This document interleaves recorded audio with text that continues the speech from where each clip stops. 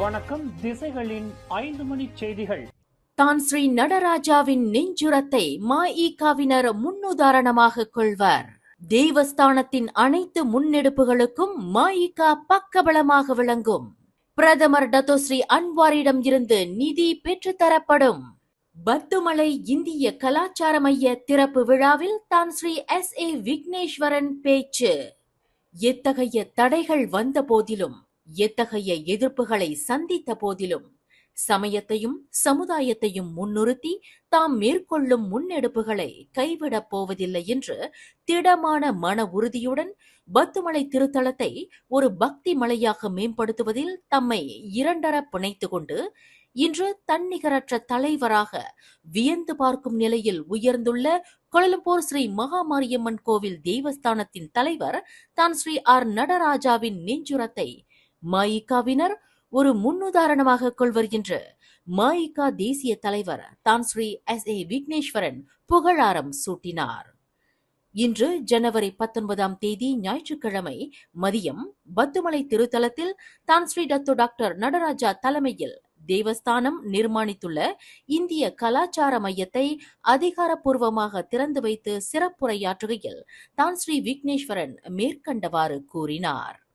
போற்றுவோர் போற்றட்டும், புழுதிவாரி தூற்றுவோர் தூற்றட்டும் என்பதற்கு இணங்க யார் எத்தகைய குறை கூறல்களை முன்வைத்தாலும் எதை பற்றியும் பொருட்படுத்தாமல் மக்கள் சேவையே மகேசன் சேவை என்ற ஒரே குறிக்கோளை முன்னிறுத்தி தான் ஸ்ரீ நடராஜா பத்துமலை திருத்தலத்தில் மேற்கொண்டுள்ள ஒவ்வொரு மேம்பாட்டு திட்டத்திற்கும் அரசு அளவிலும் பிற இனத்தவர் மத்தியிலும் கடும் எதிர்ப்பு வலுத்த போதிலும் தம்முடைய துணிச்சலான முடிவினால் இன்று பத்துமலை திருத்தலத்தில், இந்த புனித தலத்தில் பல்வேறு மேம்பாடுகள் நம்மை மட்டுமல்ல இங்கு வருகை தரும் சுற்றுப்பயணிகளையும் வியக்க வைக்கிறது.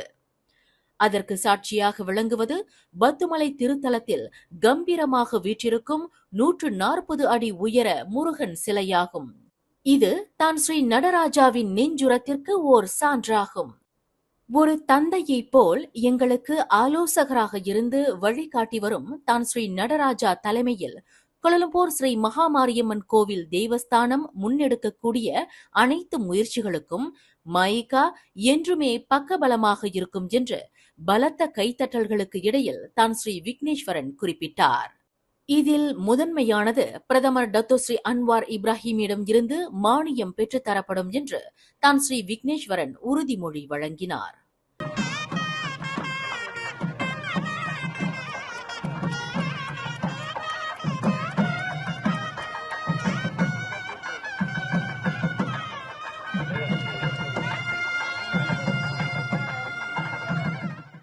ஸ்ரீ மகாமாரியம்மன் கோவில் தேவஸ்தானமும் மஇகவும் இணைப்பிலும் பிணைப்பிலும் ஒன்றாகும். மஇகவின் தோற்றம் ஸ்ரீ மகாமாரியம்மன் மடியில் என்று மூத்த தலைவர்கள் சொல்வதுண்டு. ஸ்ரீ மகாமாரியம்மன் ஆலயத்தில் தோற்றம் கண்ட மஇக இன்று 500 மில்லியன் ரிங்கிட் செலவில் மாபெரும் கட்டடத்தை எழுப்பும் பணியில் ஈடுபட்டுள்ளது. அதுபோல தான் ஸ்ரீ நடராஜாவின் பெரும் முயற்சியில் பத்துமலை திருத்தலத்தில் இந்திய கலாச்சார மையம் அமைக்கப்பட்டுள்ளது. சமயத்தினால் மட்டுமே நமது கலை கலாச்சாரங்களை அடுத்த தலைமுறையினருக்கு கொண்டு செல்ல முடியும். அதனால்தான் பல்லாயிரம் ஆண்டுகளாக சமயத்துடன் நமது கலை கலாச்சாரங்களும் வாழ்ந்து கொண்டிருக்கின்றன. அந்த வகையில் உடலில் பலம் குறைந்த நிலையிலும் தமது இறுதி மூச்சு வரை சமுதாயத்திற்காகவும் சமயத்திற்காகவும் பாடுபடப் போவதாக உறுதி பூண்டுள்ள தான் ஸ்ரீ நடராஜாவின் சீரிய பணியை மஇக போற்றி பாராட்டுவதாக தான் ஸ்ரீ விக்னேஸ்வரன் தமது உரையில் விவரித்தார். இன்னைக்கு நான் மேடையில் பார்க்கும்போது எனக்கு கொஞ்சம் வருத்தமாக தான் இருந்துச்சு. முடியாத காலகட்டத்தில் கூட இல்ல, நான் என் உயிர் இருக்கிற வரைக்கும் இந்த ஆலயத்தோட மேம்பாட்டு திட்டத்தை கொண்டு வந்து அமலுக்கு கொண்டுட்டு வரன்னு பாடுபடுறதுதான் தான் ஸ்ரீ நடராஜா. எல்லாமே நம்ம இந்த முருகப்பெருமாளை கும்பிடுறோம். இன்னைக்கு மகாவிஷ்ணு பெருமாள் இருக்கிறாரு. ஏன் சொன்னாரு சிவனோட குடும்பம் எங்கிட்டு பெருமாளோட குடும்பம், இது எல்லாமே எப்படி உருவானுச்சு? இன்னைக்கு இதெல்லாம் போய் இந்தியர்களோட கலாச்சார மண்டபம். சில பேர் விளங்காம பேசுவாங்க, இந்த சமயம் அடிப்படையில சமயம் இல்ல, கலாச்சாரம் மட்டும்தான் முக்கியம். சமயத்தினர் இந்த சமயம் இருக்கிற வாசி தான் இந்த கலாச்சாரம் இவ்வளவு நாள் இத்தனை பல்லாயிரம் ஆண்டுகளா இன்னும் நம்மளோட கலாச்சாரம் இருக்குன்னா சமயத்தை அடிப்படையினாலதான். பின்னர் செய்தியாளர்களிடம் பேசிய தான் ஸ்ரீ விக்னேஸ்வரன், பத்துமலையில் அமைந்துள்ள இந்த இந்திய கலாச்சார மையம் நமது மாணவர்களுக்கும் இளையோர்களுக்கும் கல்விக்கு அப்பாற்பட்ட ஓர் அறிவார்ந்த போதனை களஞ்சியமாக திகழும் என்று நம்பிக்கை தெரிவித்தார்.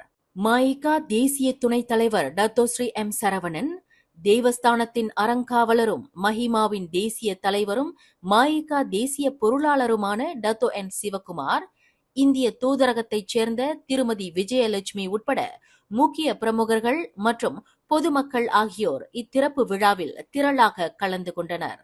பல்வேறு கலை நிகழ்வுகளுடன் நடைபெற்ற இந்நிகழ்வில் சிறப்பு வருகை புரிந்த தான் ஸ்ரீ விக்னேஸ்வரனுக்கும் டத்தோஸ்ரீ எம் சரவணனுக்கும் தான் ஸ்ரீ நடராஜா மாலை அணிவித்து சிறப்பு செய்தார். தென்கிழக்கு ஆசிய நாடுகளின் முழு பங்கேற்பை உறுதி செய்வதன் மூலம் ஆசியான் தனது உள்ளடக்கிய கொள்கையை நடைமுறைப்படுத்த வேண்டும் என்று மலேசியா வலியுறுத்தியுள்ளது. லங்காவி ஆசியான் வெளியுறவு அமைச்சர்கள் கூட்டத்தில் பேசிய மலேசிய வெளியுறவு அமைச்சர் மொமன் அசான் குறிப்பிடுகையில், தென்கிழக்கு ஆசியா 10 நாடுகள் மட்டுமல்ல 11 நாடுகளை கொண்டது என்றும், வட்டாரத்தின் நலனுக்காக செயல்படும் அமைப்பில் அனைத்து நாடுகளும் முழுமையாக பங்கேற்க உரிமை உண்டு என்றும் குறிப்பிட்டார். குறிப்பாக பார்வையாளர் அந்தஸ்தில் இருக்கும் கிழக்கு தீமோரை முழு உறுப்பினராக இணைக்க வேண்டும் என்று அவர் வலியுறுத்தினார். ஆசியானின் நம்பகத்தன்மை அதன் கொள்கைகளை நிலைநிறுத்துவதில்தான் உள்ளது என்று மொமன் அசான் குறிப்பிட்டார். வெறும் வார்த்தைகளாக மட்டும் இல்லாமல் அவை செயல் வடிவம் காண வேண்டும் என்றும், உள்ளடக்கிய தன்மையை வெளிக்காட்டாவிட்டால் அனைத்து பேச்சுகளும் வெற்று வார்த்தைகளாகிவிடும் என்றும் அவர் எச்சரித்தார். கிழக்கு தீமோர் கடந்த 2005 முதல் ஆசியானில் பார்வையாளராக உள்ளது. வட்டார பொருளாதார வளர்ச்சிக்கும் ஆசியானின் நீண்டகால இலக்குகளை அடையவும் கிழக்கு தீமோரின் முழுமையான பங்கேற்பு அவசியம் என்று மலேசிய பிரதமர் அன்வார் இப்ராஹிம் கடந்த ஆண்டு தெரிவித்திருந்தார். நாட்டின் கடல் எல்லைகளை பாதுகாப்பதில் பாதுகாப்பு படைகள் எப்போதும் விழிப்புடன் இருப்பதாக உள்துறை அமைச்சு உறுதியளித்துள்ளது. ரோஹிங்யா அகதிகளின் வருகை அதிகரித்துள்ளதால் மலேசிய கடல்சார் அமலாக்க நிறுவனம் நாட்டின் கடற்பரப்பில் ரோஹிங்யா அகதிகளை ஏற்றி வரும் படகுகளை தொடர்ந்து கண்காணித்து வருவதாக உள்துறை அமைச்சர் டத்தோஸ்ரீ சைஃபுடின் நசுத்யோன் இஸ்மாயில் தெரிவித்தார்.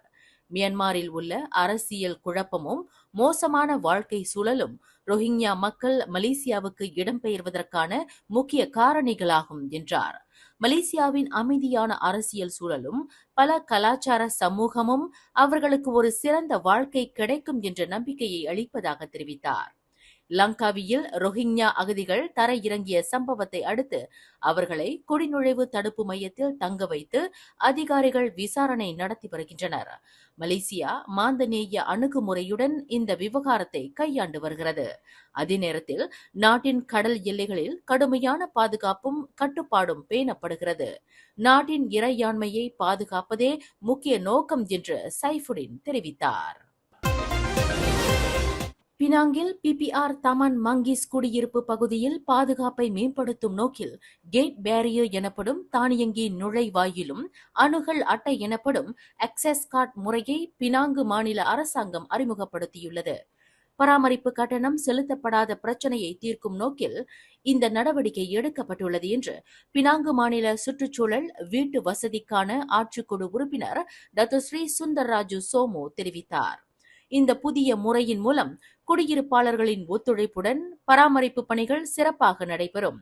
2006ஆம் ஆண்டில் கட்டப்பட்ட இந்த குடியிருப்பில் 307 குடியிருப்பாளர்கள் உள்ளனர்.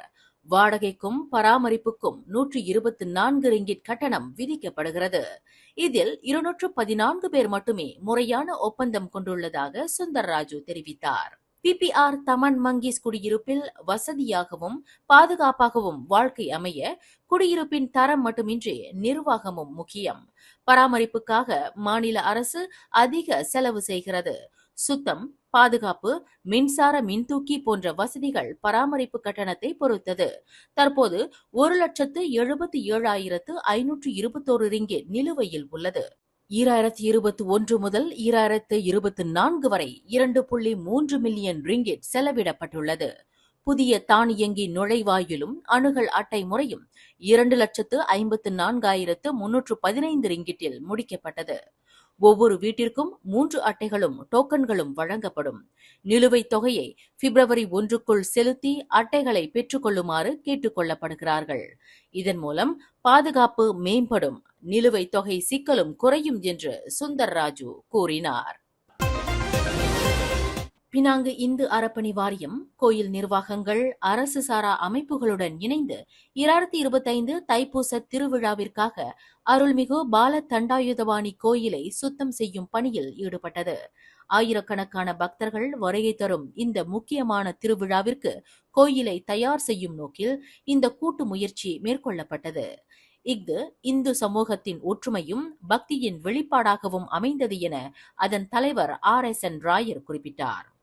இந்த சுத்தம் செய்யும் பணி ஒற்றுமை உணர்வை மேம்படுத்துவதோடு மட்டுமல்லாமல் எதிர்கால சந்ததியினருக்காக புனித இடங்களை பாதுகாப்பதன் அவசியத்தையும் வலியுறுத்துகிறது என்றார். தைப்பூச திருவிழா என்பது இந்துக்களுக்கு நம்பிக்கை, நன்றியுணர்வின் அடையாளமாகும்.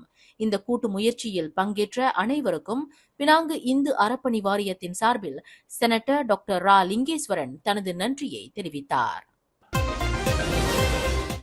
ஸ்லாங்கூர் காப்பாரில் உள்ள ஒரு தொழிற்சாலையில் சுங்கத்துறை அதிகாரிகள் மிரட்டி பணம் பறித்ததாக எழுந்த புகாரை அடுத்து மலேசிய சுங்கத்துறை காவல்துறையினருக்கு முழு ஒத்துழைப்பு தருவதாக உறுதியளித்துள்ளது. சமூக ஊடகங்களில் பரவிய இந்த விவகாரம் உட்பட தங்கள் அதிகாரிகள் சம்பந்தப்பட்ட எந்த தவறுக்கும் கடுமையான நடவடிக்கை எடுக்கப்படும் என்று சுங்கத்துறை தெரிவித்துள்ளது. இந்த வழக்கின் விசாரணை வெளிப்படையாகவும் முழுமையாகவும் நடைபெற சுங்கத்துறை உறுதுணையாக இருக்கும் என அறிக்கை ஒன்றில் குறிப்பிட்டுள்ளது. சுங்கத்துறை எந்த ஒரு ஊழல் அல்லது முறைகேட்டிலும் ஈடுபடும் அதிகாரிகள் யாரையும் பாதுகாக்காது. காவல்துறையினரின் விசாரணைக்கு பிறகே சம்பந்தப்பட்டவர்கள் மீது நடவடிக்கை எடுக்கப்படும். கடந்த டிசம்பர் 30ஆம் தேதியிலும் ஜனவரி 14ஆம் தேதியிலும் சமூக ஊடகங்களில் பரவிய காணொளியில் சுங்கத்துறை அதிகாரிகள் என்று கூறிக்கொண்ட சிலர் ஒரு தொழிற்சாலையில் சோதனை நடத்தி 1,50,000 ரிங்கிட் பறித்ததாக கூறப்பட்டது.